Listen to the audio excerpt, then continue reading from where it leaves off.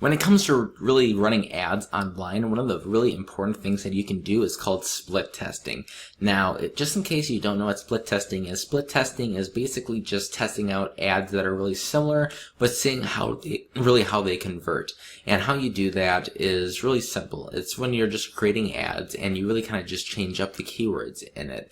So, meaning you keep the keywords, but at the same time too, you kind of change up the order a little bit. So I want to kind of give you an idea of exactly what I mean by that.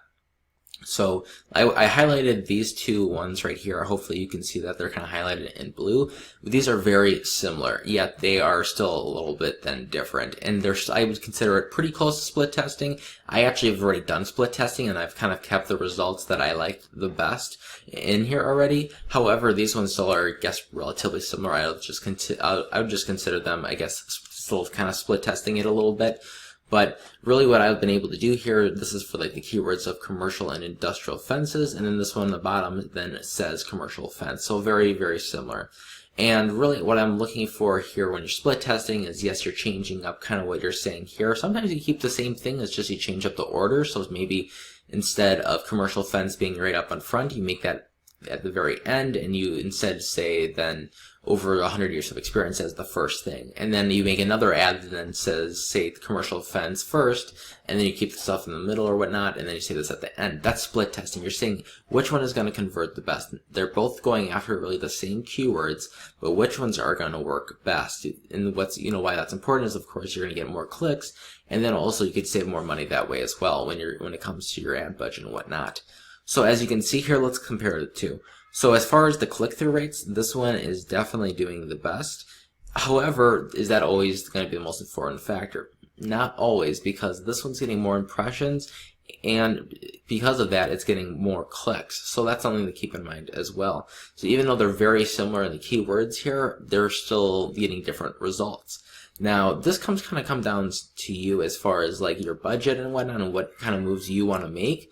But what I usually try to do here is, if I had to pick between the two, I would probably keep the one that has the highest click-through rate in most cases, as long as it's not like ridiculously low, simply because I can always make more ads and I can use that budget towards something else instead of it being maybe used to, say, something that's not quite getting the click-through rate that I'm looking for.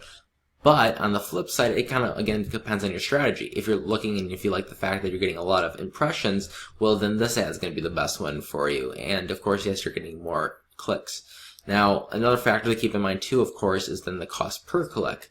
So this one is not quite as much as the 94 cents here, and the total over time that I've spent is $10.39, and then on top of that too, this one's only then been around like $4.40. So just something to keep in mind as well. So really, it really comes down to your choice as far as what is the strategy you're going for. But I personally like to overall keep ads that are converting really well with the click-through rates. That way I know what things are working and what I can kind of continue on as far as it's trending and whatnot.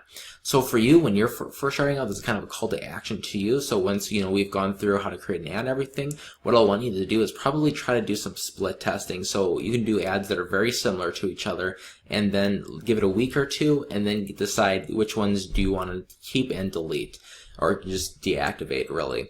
That way, if it'll save you a lot of time and effort and all those things. So I think that's something that you really want to keep in mind, and something that you definitely want to do when you're running ads online. Whether this is for Bing ads, Google AdWords, or really just about anything, you want to make sure you're split testing and testing to see which ones are going to work the best. Hopefully this video is able to give you some more insight, and if you have any questions at all, please feel free to let me know, and I'll see you in the next video.